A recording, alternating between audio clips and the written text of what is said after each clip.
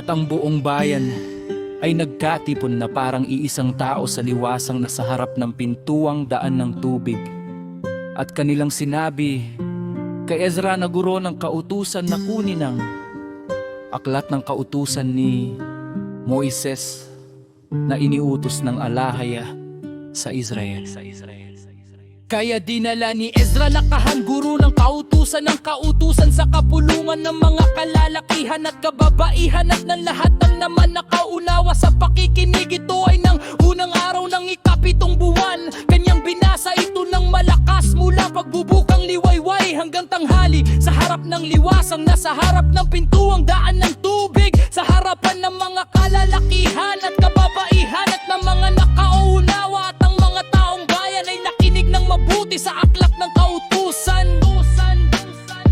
Si Ezra na guro ng kautusan ay tumayo sa isang mataas na kahoy na plataporma na ginawa para sa okasyon. Sa kanyang tabi, sa kanyang kanan ay nakatayo sina Matitiyas, Sema, Anaayas, Urias, Hilceyas at Maaseyas. At sa kanyang kaliwa ay sina Pedaias, Misoyel, Malkiyas, Hasum, Hasyadana, Zacarias at Mesulinam. Binuksan ni Ezra ang aklat sa paningin ng lahat ng tao, sapagkat siya'y nakatayo sa itaas nila. At ng kanyang buksan ito, ang lahat ng tao ay tumayo.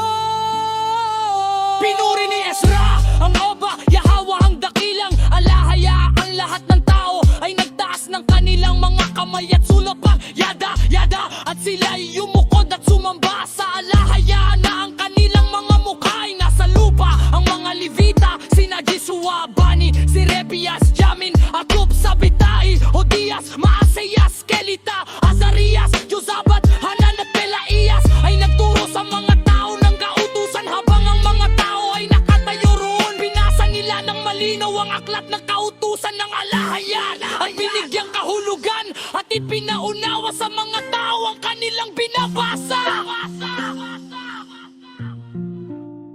At sinabi ni Nehemias na gobernador at ni Ezra na kahangguro ng kautusan at ng mga Levita na nagtuturo sa mga tao, sa lahat ng tao, ang araw na ito ay banal sa alahayan ninyong Aba, Yahweh.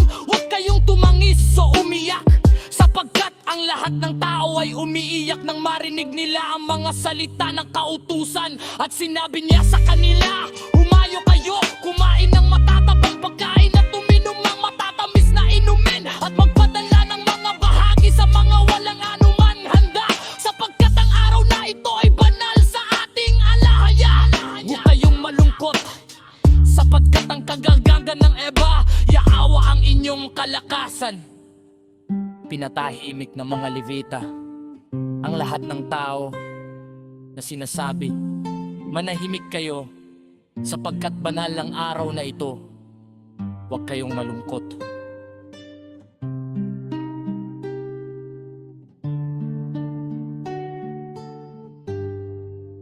Kaya ang buong bayan ay yumaon upang kumain at tuminom at magpadala ng mga bahagi ng pagkain at upang magdiwang ng may malaking kagalakan, sapagkat naunawaan nila ang mga salitang ipinahayag sa kanila ng ikalawang araw ng upuan ng mga pinuno ng mga sambahayan. Ng lahat ng mga tao kasama ang mga kahan at mga Levita ay nagtipon kay Ezra na guro ng kautusan upang makinig sa mga salita ng kautusan at nasumpungan nilang nakasulat sa kautusan na iniutos ng alahaya sa pamamagitan ni Moises, na ang mga anak ni Israel ay dapat tumira sa mga kubol sa pista ng ikapitong buwan, at na dapat nilang magpapayak ang salitang ito at ipalaganap sa lahat ng kanilang bayan at sa Jerusalem, na sinasabi, magsipunta kayo sa bundok at magdala ng mga sanga ng olibo, sanga ng puno ng langis, mga sanga ng mirto, mga sanga ng palma at mga sanga ng mayayabong na puno,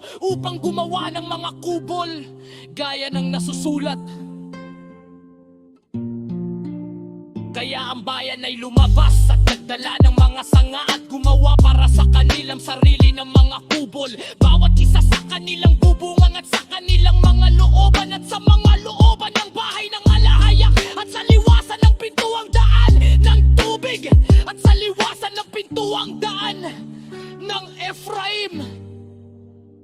Ang buong kapulungang bumalik mula sa pagkabihag at gimawa ng mga kubol at tumira sa mga iyon, sapagkat mula pa noon mga araw ni Josue na anak ni Nun hanggang sa araw na iyon ang mga anak ni Israel ay hindi nagdiwang ng gayon at mayroong napakalaking kagalakan. Araw-araw mula unang araw hanggang huling araw si Ezra ay bumabasa mula sa aklat ng kautusan ng alahaya. Kanilang ipinagdiwang ang pista sa loob ng 7 araw at sa ikaw-along araw, ayon sa tuntunin, ay nagkaroon ang isang